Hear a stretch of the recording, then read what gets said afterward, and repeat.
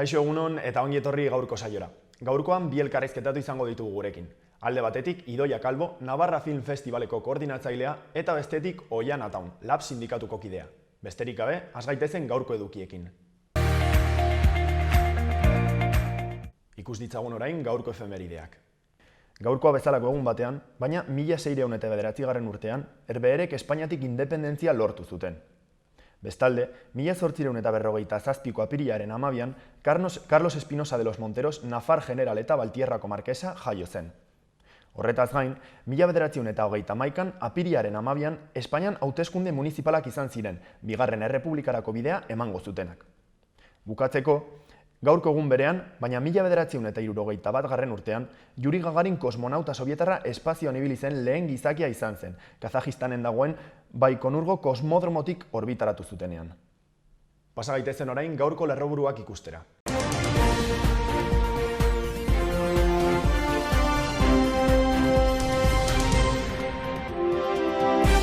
Nafarroan 187 koronavirus kasu berri atzeman dira azken egunean. 37 persona zainketa bereziko unitatean daude. Iruin herrian Tuteran eta Etxarriaren atzeman dira kasu berri gehienak.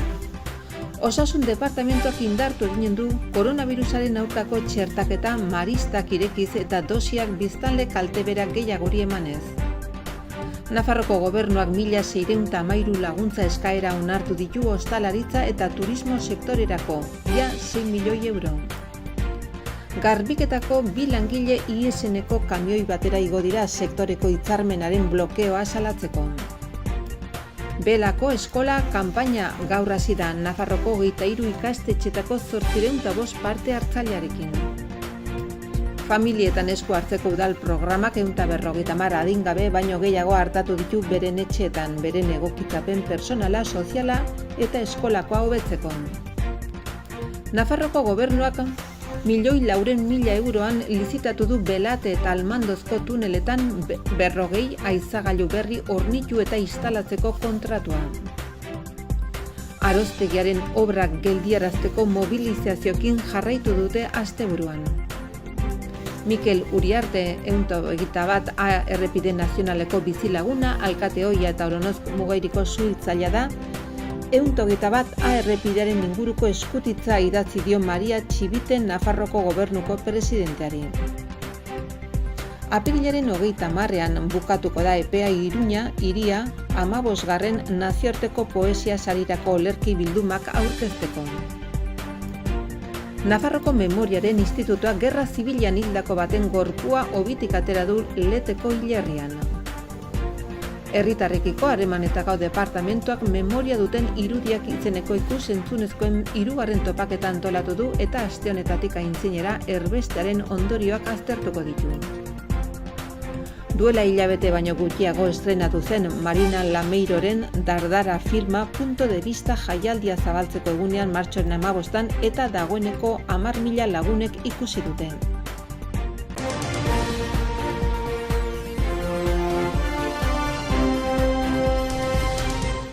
Ikus dezagun orain aste honetako agenda. Asteazkenean, apirilaren 14an, 8 deituriko bertso saioa izango da Alde Zaharreko Katakraken, arratsaldeko 7etatik 8etara.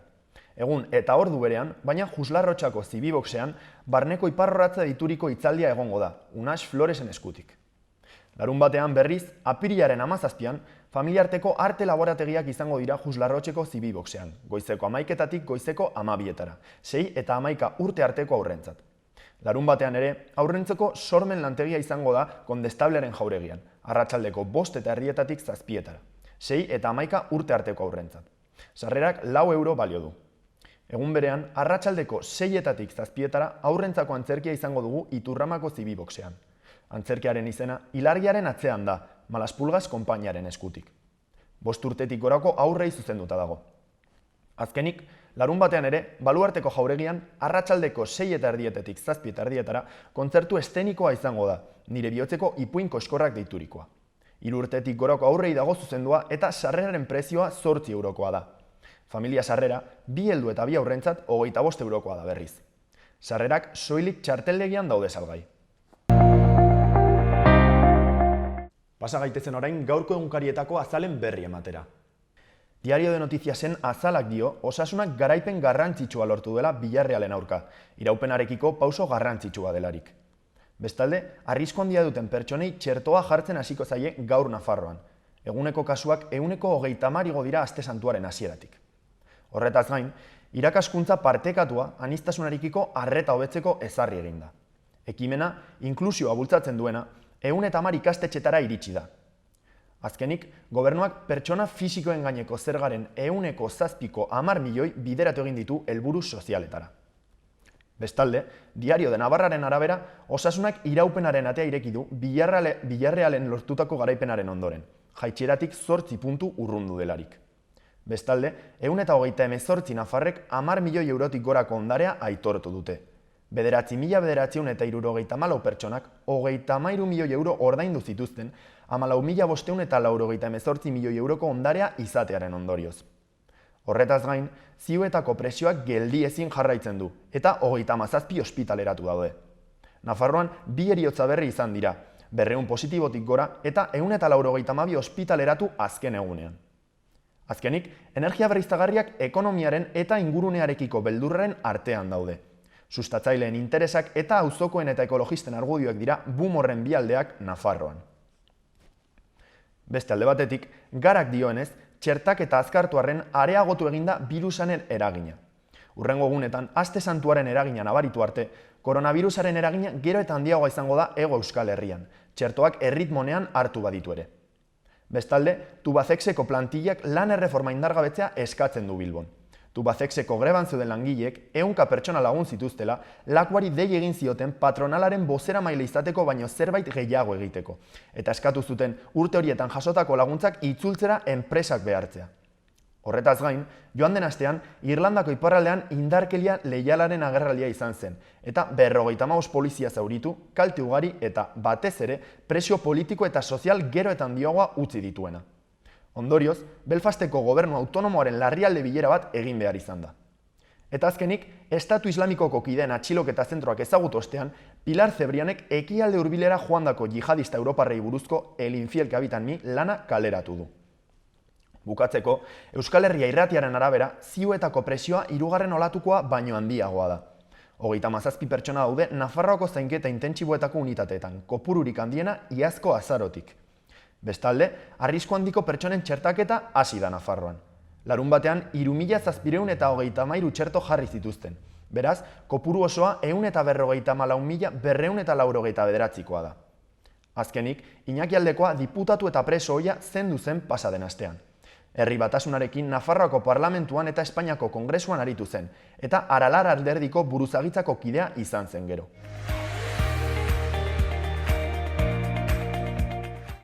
Ikus dezagun orain gaurko eta biharko eguraldia. Astelehena hotzetik hasiko dugu. Eguneko lehen orduetan hodeiak ugariak izango dira eta ipar isurialdean euri txikia egingo du, bereziki mendebaldean. Hasieran elurkota 800 metro inguruan egongo da, baina goizak aurrera egin ahala igotzen joango da. Arratsaldean ipar-ekialdeko haizea ibiliko da eta zeruan urdinguneak nagusitzen joango dira. Hortaz, atertzera egingo du. Temperaturaz nekez gaindituko du 10 graduren muga, eta izotz txikia botako du barnealdeko zenbait lekutan. Giro hotzarekin hasiko dugu asteartea eta izotz txikia egongo du barnealdeko hainbat lekutan, baita Kantauri isurialdean ere. Temperatura maksimoak nabarmen igoko dira, 15 gradura heldu edo horiek gaindituz leku askotan. Goizeko lehen orduetan, lanbroa eta lainoa sortuko dira. Erdi mailako hodeiak eta goi hodeiak tartekatuko dira, baina giro eguzkitsua izango da nagusi. Ekialdeko eta ipar-ekialdeko haize ahula ibili egingo da.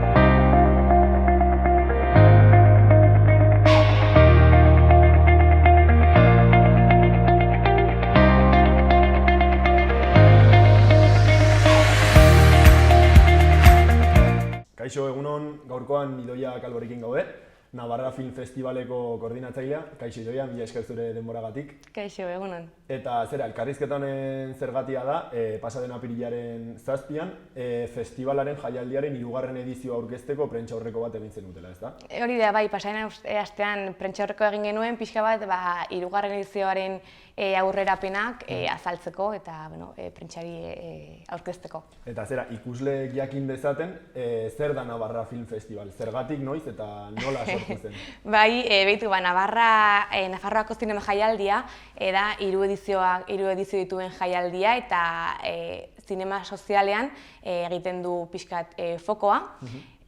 Aurten, abuztuaren 4-tik 8-ra izango da, eta izango duguna bada pixka bat proiekzioak, izango ditugu baita ere mahai inguruak, izango ditugu jarduera ezberdinak, eta guztiak gai sozialak lantzen dituzte.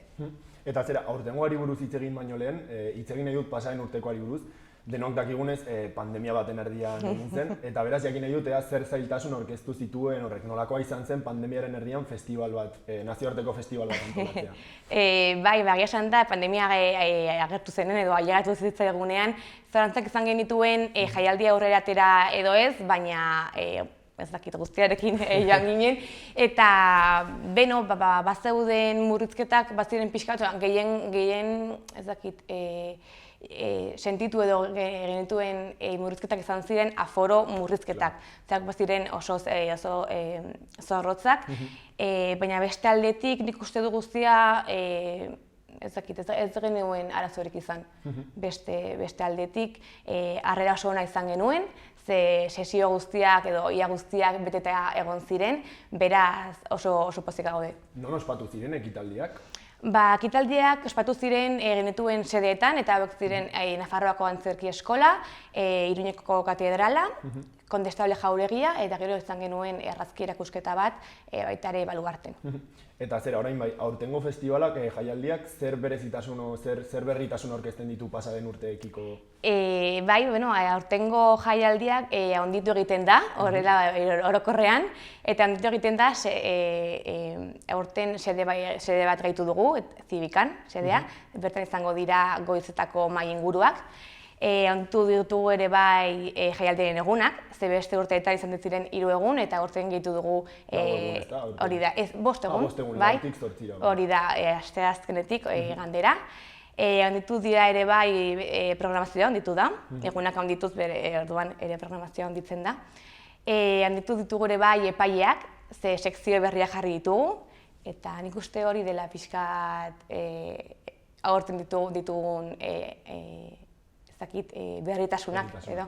Zera, lehen esan duzu, jaialdi honek zinema soziala lantzen duela, ezta? Zer esan nahi du horrek? Behitu, jaialdi soziala da eta honek esan nahi du gai sozialak lantzen dituela bere jardueretan. Naiz proiekzioetan, mahai inguruetan eta bestelako jardueretan. Lantzen diren gai sozialak badira helduak, elebarritasunak, LGTBI, kolektiboa, feminismoak, planeta, migrazioak, eta osasun mentala, bai, eta horten ere gehitu dugu razismoa. Eta zera, parte hartzen duten filmek beraz gai horiek jorratu behar dituzte, ezin dugu edo zein filmek parte hartu. Hori da. Eta zeintzuk dira kategoriak, sarietan dauden kategoriak?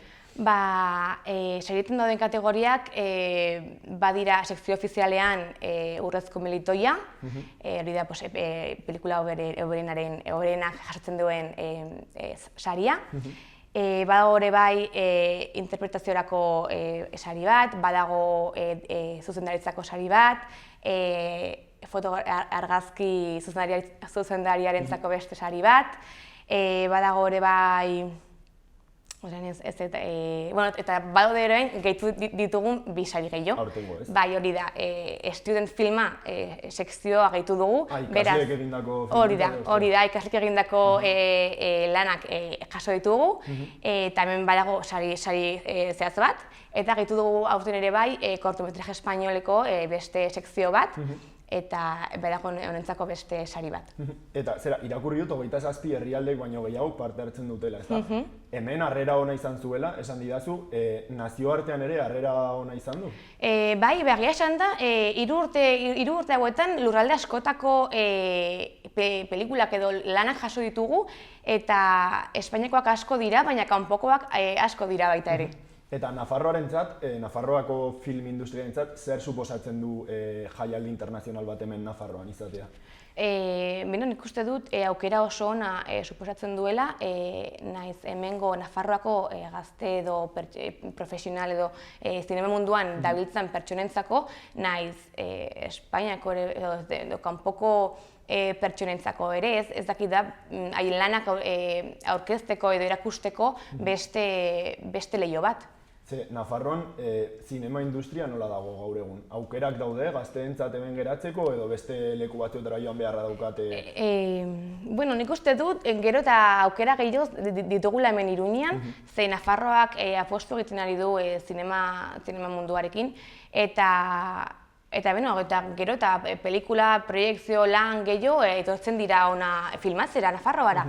Beraz, nik uste dut, bai, aukerak daudela, gutxinaka gehiagora joango direla, baina ez dakit nik uste dut, edo ez dakit, oportunitate edo aukera bat eman behar diogula hemengo zinemari, eta hemen gauzak sortzeari ere bai.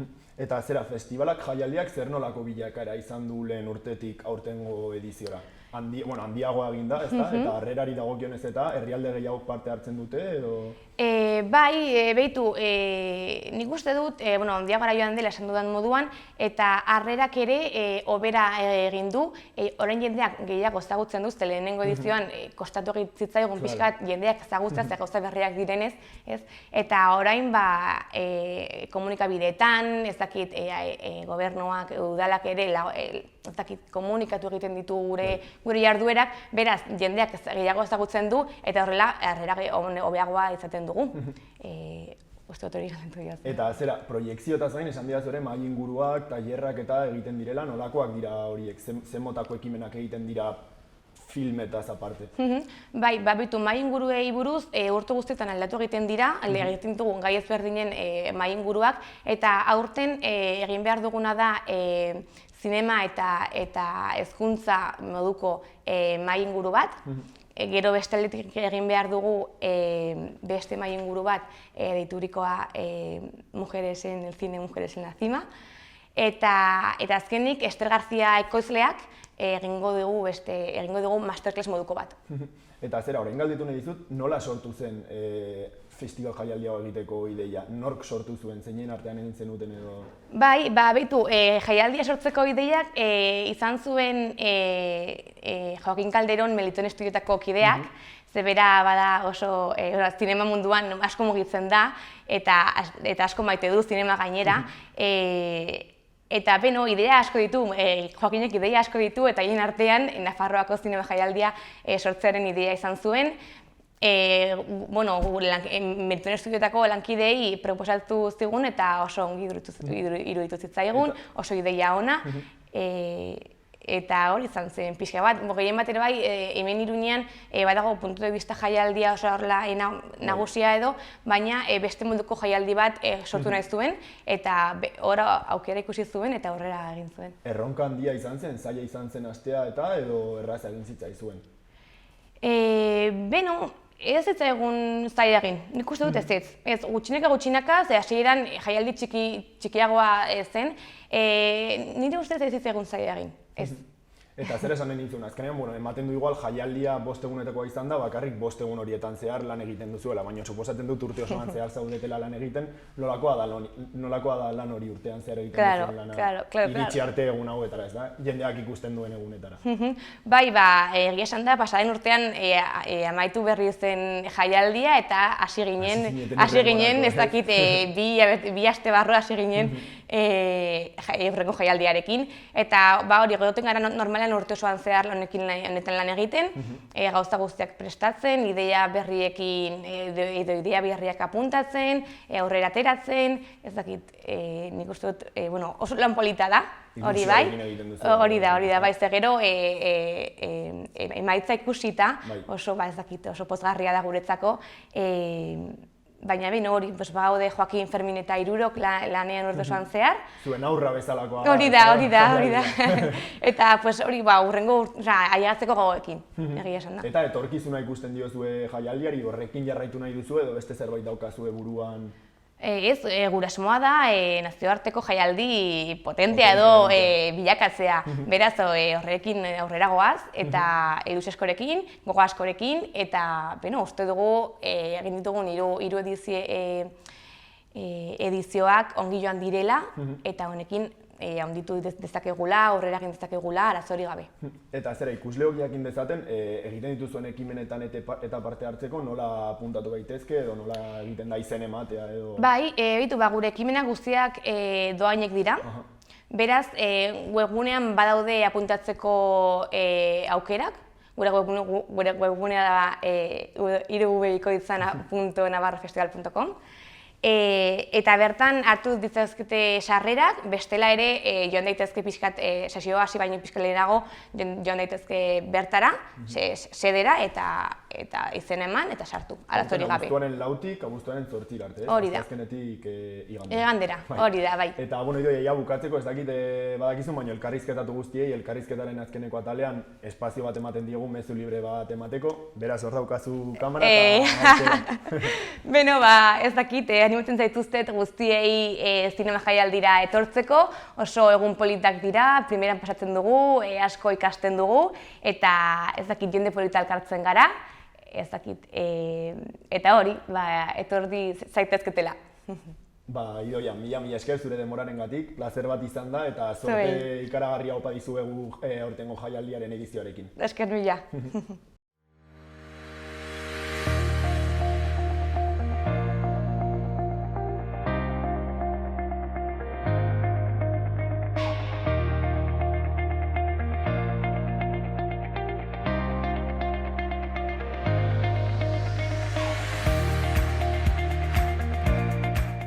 Pasa gaitezen orain, Iruñerriko albisteen berri ematera. Arangureni dagokionez, 2021ko apirilaren 6tik aurrera, Ibarreko kulturgunean jardungo duten ekitaldietarako sarrerak internet bidez erosi aldira. Halaber, jardueraren aurreko astelenetik asteazkenera arte, Araneko bizilagunek izango dute sarrerak eskuratzeko lehentasuna, bai online, bai txarteldegian eginez. Gainerako ikusleentzat, ostegunetik aurrera egongo dira eskuragarri, bai web orrian zein kulturgunean ere. Erregistroari dagokionez, ikusle bakoitzak bere datuak eman beharko ditu aldez aurretik kulturetxean. Dena den, azkenaldian ekitaldiren batera joan eta datuak utzi dituztenek ez dute berriro egin beharko. Gainera, web orriko agendan ikuskizun bakoitzari dagozkion estekak agertu egingo dira, sarrerak online saltzeko sarbidea errazteko. Lehiatia, astelenetik ostiralea egongo da zabalik, goizeko 9etatik eguerdiko ordu batetara eta arratsaldeko 5etatik gaueko 9etara. Ekitaldiaren egunean bertan, jarduera hasi baino ordu erdi bat lehenago zabalduko ditu atea txarteldegiak. Iruñari dagokionez, jarduera ekonomikoen gaineko zergaren aitorpenak udalaren bideo-dei bidezko tramiten zerbitzu berrian sartu egingo dira. Zerbitzu pertsonalizatu, azkar eta seguru honek 154 pertsonari eman die erreta azken 2 hilabeteetan, eta gogo betetze maila handia izan du. Beste alde batetik, apirilaren 30ean bukatuko da Iruñeko Hiria nazioarteko 15. poesia sarirako poemarioak aurkezteko epea. Udalak eta Nafarroako Ateneoak deialdia egin dute, gaztelania eta euskera kategorietan, sari bezala 3.000 euro eta poema liburua ematen direlarik. Beste alde batetik, Kondestable jauregiak hainbat jarduera eskaintzen ditu Remigia Etxarren funambulistaren Argako erregina bezala ezagutzen denaren bizitza eta ibilbide artistikoa ezagutzeko. Haren heriotzaren mende aurrena ospatzeko. Apirilaren 11tik maiatzaren 16ra hitzaldiak, erakusketa, diziplina anitzeko ikuskizuna eta haur eta gazteentzako tailerrak antolatu dira. Horretaz gain, ingurumen hezkuntzaren museoak udaberriko programa aurkeztu egiten du. Bertan, amalurrari buruzko erakusketa bat eta ingurua ezagutzera gonbidatzen dituzten irteerak daude. Irteerak, hitzaldiak, erakusketak, tailerrak, zinea eta trukerako merkatu txikiak daude dirurik gabekoak.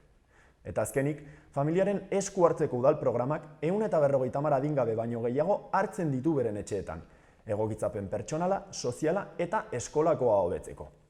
Iruñeko udalak 663.000 euro erabiltzen ditu urtean programa honetarako.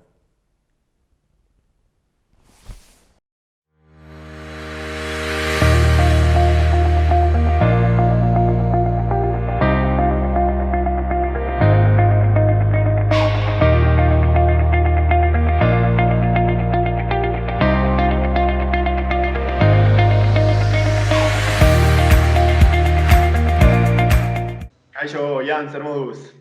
Kaixo, egunon, ondo, eta zuek?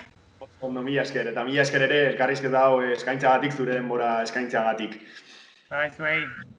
Elkarrizketa honen zergatia, zera da, munduko medikuen lab sail sindikalak, ohar bat argitaratu duela, elkartearen zuzendaritza estatalak, estatalaren gatik jasan dituen azken erasoak direla eta, ezta?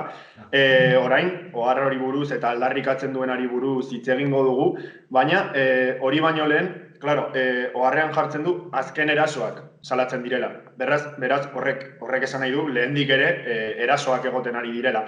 Galdetu nahi dizudan lehenengo gauza da, ea zein den hemen Nafarroak zuzendaritza estatalarekiko daukan egoera. Bai, kontua da azkenean estatal mailatik, gertatu dena azken denboraldian dela, salatu egun bezala, eraso orokor bat, kontua pixkat orain iritsia da puntu batera non ikusten dugun egoera guztiz okertu dela, gehien batez kontu baten gatik, eta ikusten duguna da, edo gertatu dena Nafarroan da, Nafarroko junta, Medikos del Mundo dauka, provintzia bakoitzan dauka junta bat, eta ikusten duguna da Nafarroko junta, estata mailatik zapuztu zutela, Zapuzteko argudioa izan zen trikimailu bat egin zuten, pertsona bolondrez batekin, pertsona bolondrez hau auzipetu zuten, argudiatzen puntu batzuk, eraman zuten epaitu zuten, salatu zuten eta epaiketa egon zen,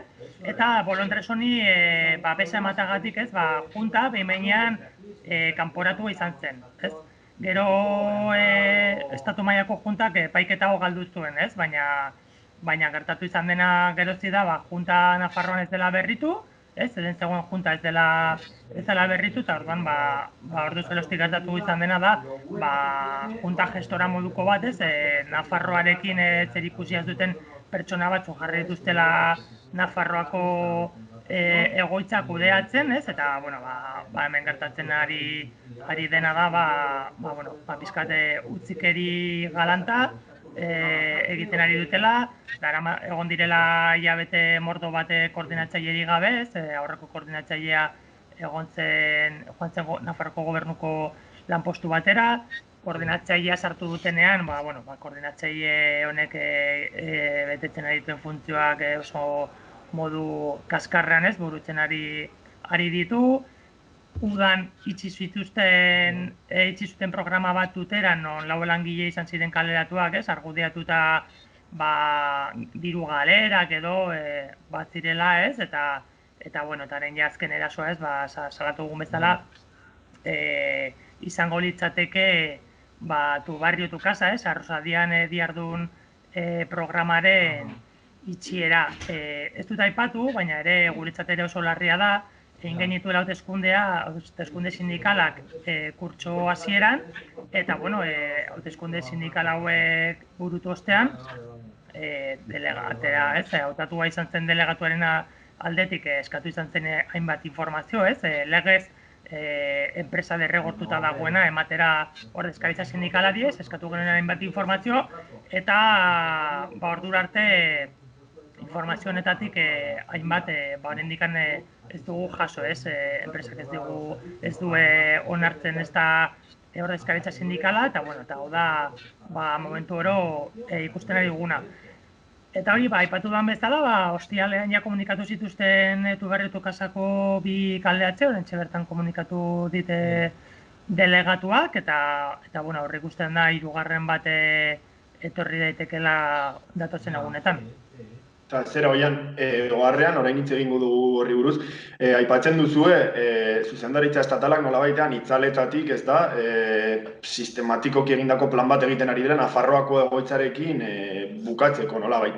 Horren arrazoia zein izan daiteke, zuen ustez? Iraganetik datozen, ez dakite arazoak edo, ni ez naiz elkartekoa, horre bere jakingo dute ze rollo dauzkaten edo baina, gu ikusten ari duguna da, edo gu defendatzen duguna da, langileen eskubideak errespetatu behar direla, eta hemen zerbitzu sozial publiko batzuk ematen ari direla, ez? Nafarroko gobernuak eta beste elkarte batzuk subentzioei bidez, ez? Medicos del Mundo jasotzen dituen subentzioien bidez aurrera eramaten dituztenak, ez? Eta ikusten ari duguna da, progresiboki, defizitario horren aitzakipean, ez? Izten nahi dituztela, ez? Eta ere gehiago ikusita junta gestora horrek izaten ari duen txikeri, ez? Eta kudeak eta kaskar horren bidez, ikusten ari duguna da, Nafarroako egoitza are eta defizitarioagoa sortzen ari dutela, edo sortu nahi dutela, ez? Pizkate areagotzeko, ez? Desmantelazio horretan edo itxiera horretan, ez? Progresibo horretan. Eta, zera, beste komunitate edo beste provintzia batzuetan egoera berdin alda edo Nafarroan espreski gertatzen ari da hau? Beste provintzia batzuetan badakigu ere, halako egoera hauek bezala hain antzekoak bezala ez daude, baina, bai Nafarroko egoitzatik jarrera bada nahiko antzekoa, kontua hemen Nafarroan, ez dakite aurre egin zaielako edo zergatikan, baina bereziki gogorragoak izaten ari dira, ez? Eta hori ikusten ari dugu langileentzako eta erabiltzaileentzako, ez? Bereziki oso eragin gogorrak izaten ari dituela. Orain bai, Oian, hitz egin dezagun, zer den zehatz-mehatz argitaratutako ohar honetan aldarrikatzen duzuena. Pixka bat gainetik azaldu duzu, baina zehatz-mehatz zer dira puntu horiek zuek orain aldarrikatzen dituzuenak? Gu aldarrikatzen duguna lehenik eta behin da langileentzako errespetua, ez? Ordezkaritza sindikala errespetatu behar dela, beharrezkoa den informazioa eman behar zaiola, gero aldarrikatzen dugu, hemen junta berriz, junta bat behar dugula Nafarroan, ez? Azkenan hemen erabakitzeko zer eta nola eta non parte hartu eta ze subentzioak eskatu, ez? Gertatu dena da, esan duan bezala lehen koordinatzaile ohia, hori badago Nafar gobernuko departamentu batean lanean, eta junta gestora honek esaten ari duena da, deskreditu eta ilegaltasun zantzuak enolako zirela, ez? Adibidez, departamentu honen subentzioak eskatuko baziren, ez? Eta, hori ez du inolako zentzurik, ez? Hemen dago konkurrentzia kompetitiba ditzen zaiona, ez? Non subentzioetara parte hartu nahi duten guztiek, ez? Lehia batean sartu behar diren, ez? Proiektu batzuk aurkeztu behar dituzten, eta non ez den deus ez oparitzen, ez? Orduan, zentorretan aldarrikatzen duguna, bada hori, ez? Nafarroan junta bat egotea, eta junta honek, junta hau egon bitartean, junta gestora errespetatzea hemen martxan dauden proiektuak, ez? Ez badira behintzat berriak sortzen, gutxienez daudenak ez kentzea, ez? Proiektu defizitarioak daude, segurazki leku askotan, ez? Baina azkenan zerbitzu sozialak ez dira dirua egiteko, ez? Eta horretarako badago estatal mailatik, ez? Badaude funtsa batzuk, ez? Elkartean erabiltzen direnak halako proiektua batzutan diru kopuru guztia jasotzen ez dutenean bermatzeko, ez? Esan behar da, beharrezkoa da esatea, azkenean adibidez tuterako proiektua, ez? Hori utzi zenean, ez, proiektu hori martxa zegoen, subentzio batzuk jasota zeuden, eta hori momentu batean uztea, kalte ekonomiko gehiago suposatu zuela, horrekin jarraitzea baino, ez, orduan, hitz egiten dugunean egoera defizitario bati buruz, hitz egin behar da, osa guztien inguruan, ez. Eta, zera, Oian, azkenean, ari ginen lehen hitz egiten, agian Nafar estatuko zuzendaritzak, munduko medikoen zuzendaritzak, Nafarroako egoitzarekin bukatzeko daukan planari buruz, ezta? Egiten ari diren guztiari buruz. Zer suposatuko luke Nafarroako egoitza bertan beran geratzea? Langileentzat, argi eta garbi kalte bat izango litzateke, baina gero ere harrean hitz egiten duzue, laguntzen munduko medikoek laguntzen dituzten pertsonentzat ere kalte bat izango litzatekeela, ezta? Bai, izan zen kristoneko makilka, bez? Alde batetik, bueno, langile guztiak edatuko zirelako kalean, ez? Eta ikusten ari dugu gainera, ez dela gauza bat, ez egiten ari dutena egun batetik bestera, baizik eta badoala poliki, ez? Eta, bueno, hau horrela jarritzen badu horrela, ez dakite 2 urtetan edo gerta liteke, langile guztiak kalean egotea, baina areta larriagoa gure ustez, ez?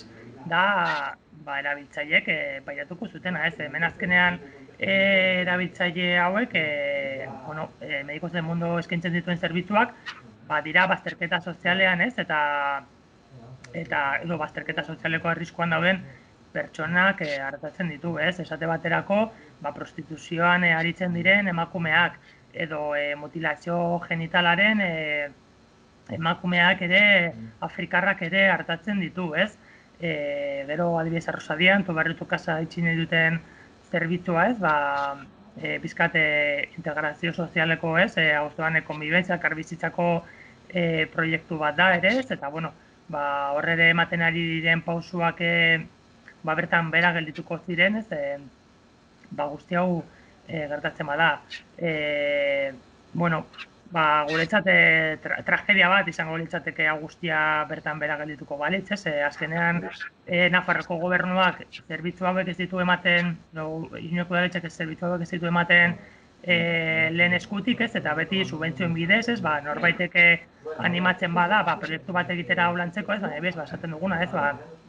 Prostituzioan dauden emakumeak, ez? Trata, ez? Eta bakoak begiaz egoera gogorrak, ez? Eta esplotazio maila dagoen, ez? Eta, bueno, hau bertan bera gelditzea, izango zen tragedia bat, edo, bueno, mutilazio genitalaren inguruan, ez?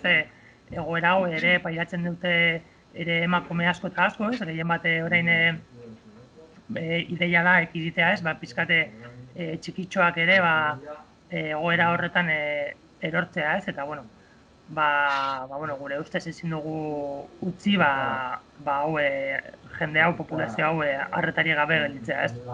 Eta honen arira, oian, elkarrizketa eraginkorrik egoten ari da Nafarroako egoitzaren eta zuzendaritza estatalaren artean? Estatal mailatik gertatzen ari dena da, gertzen dela noizbenka zuzendari estatala, gertzen da hemen, ia abisatu gabe, bueno, eta hori da dagoena, ordezkaritza sindikala dugunetik ez dugu modurik izan beraiekin hitz egiteko, egin diren saiakerak, bueno, izan dira, hori, erantzunik gabekoak, ez, zalantzan jartzen prozesu prozesu elektorala guztiz ondo aurrera egin zuenean, ez, eta bueno, eta horrela, denbora guztian oraina kaleratze hauekin bai ikusten dugu beharra jauzi bat eman behar dugula, eta lehenengo pausua zen pizkate publiko egitea guzti hau, ez dugu baztertzen inolako neurririk, noski zuzendaritzarekin ere harremanetan eta hitz egiteko borondate eta prestutasun guztia daukagula, ez? Egoera honi konponbidea eman nahi diogulako, baina hau ez badu aurrera egiten, ez dugu baztertzen inolako neurririk. Beraz, orain oian, zein puntutan dagoela esan daiteke zuen aldarrikapena zuen borroka, zein da horren egoera oraintxe bertan? Oraintxe bertan, gure eskakizun bere halako eskakizuna da, bilangile hauen kaleratzea bertan bera gelditzea, 3. langile horren kaleratzea ez ematea, eta negoziazio prozesu bat abiatzea, ez? Eta, bueno, gauzak uste dugu itzuli bar direla, ez? Urak itzuli bar da ibaira, uste dugu Nafarroan beste Nafarroko junta bat egon behar dela, hemen erabakitzeko non bai eta non ez aurkezten garen, eta uste dugu hemengo jarduera, ez? Respetatu behar dela, eta hemengo langileak egiten ari diren lan politori, ez? Horrela jarraitu behar duela, ez?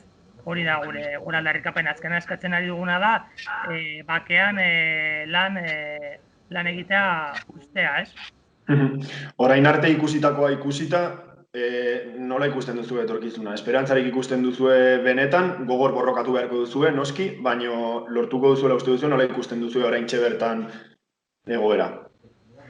Nik uste dute langileak gogotsu daudela borrokatzeko, ez? Gehien bat, lehen aipatu dugun bezala, ez da bakarrik bere lanpostua ez, baizik eta beste pertsona askoren bizi kalitatea ez, eta nik uste dute azkenean modu baten bestean ez bada Medicos del Mundoren bitartez, langile hauek benetan gogotsu daudela lan egiteko populazio honekin eta momentu batean beste bueno, azkenean Medicos del Mundo da herramienta bat lan egiteko jende honekin, ez da helburu bat, ez, eta bueno, eta momentu batean beste herramienta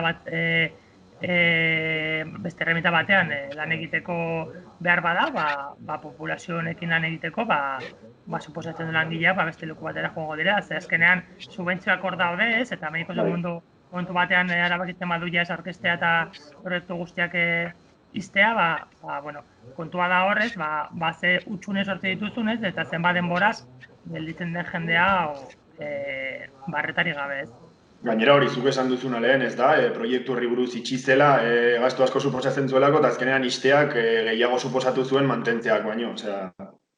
Bai, hori ikusten ari gu, ez, esan bezala, hori, egon ginen koordinatzailerik gabe hainbat, egotzen koordinatzailerik gabe hainbat hilabetez, eta koordinatzaile berria etorri denean, bere kudeaketa oso kaskarra izan da, tartean, hori, esan bezala, berak justifikatu bat zituen hainbat subentzioen diru partidak, hortxe egon dira konprometituak, ez? Azkenean, subentzioa jasotzen duzu, baina hori gero justifikatu behar da, ez? Momentu batean ez bauzu justifikatzen, diru hori itzultzeko arriskua daukazu, ez? Eta hori, ez? Hori gertatu zen tutera, baina hori beste proiektu batzuekin ere gertatu da, ez? Eta, ja bukatzeko, elkarrizketatu guztiei, elkarrizketaren azkeneko partean espazio eta aukera bat ematen diegu, airera botatako mezu bat nolabait emateko, beraz oian orain daukazu zure aukera nahi duzun hori esateko ikusleok entzun dezaten. Bale, gehien bat hori, azkenean ikusten dugu eskuarte sozialeko zerbitzuak orokorrean oso lan garrantzitsua buruten dutela gizartean, lehen aipatu dudan bezala Medicos del Mundok ere aurrera eramaten ditu oso zerbitzu garrantzitsuak, azkenean askotan ezkutuan daudenak, bazterketa sozialean dauden pertsonak hartatzen dituzte, baina lan hauek eragiten dute ere, ez edo jartzute beraien ekarpena, gizarte justuago bat izan alizateko, eta benetan justuago justizia sozialean oinarritutako gizarte bat orduan, dei bat, eta jendea jakiteko, zelan egiten den, publiko egiteko, itortzeko, eta larrikatzeko, azkenean uste dugu, jendeak benetan jakitun baldin bada, zer suposatu ezaken Medicos del Mundoko itxiera Nafarroan, zuzendaritzak benetan pentsatuko zuela bi aldiz, aurrera eramatea, beraz, dei batez, jendeari publiko egiteko, bere babesa, bere kezka honen inguruan, eta langileen aldarrikapenak eta mobilizazio guztiak babesteko. Espero dezagun zure aldarrikapenek benetan emaitzak izatea. Oian, mila esker, plazer bat izan da, mila esker berriz ere zure denbora eskaintzagatik, eta munduko zorte guztia opa dizuegu hemendik zuen borrokarekin. Bale, mila esker zuei. Mila esker, besarkada bat, Oian. Agur.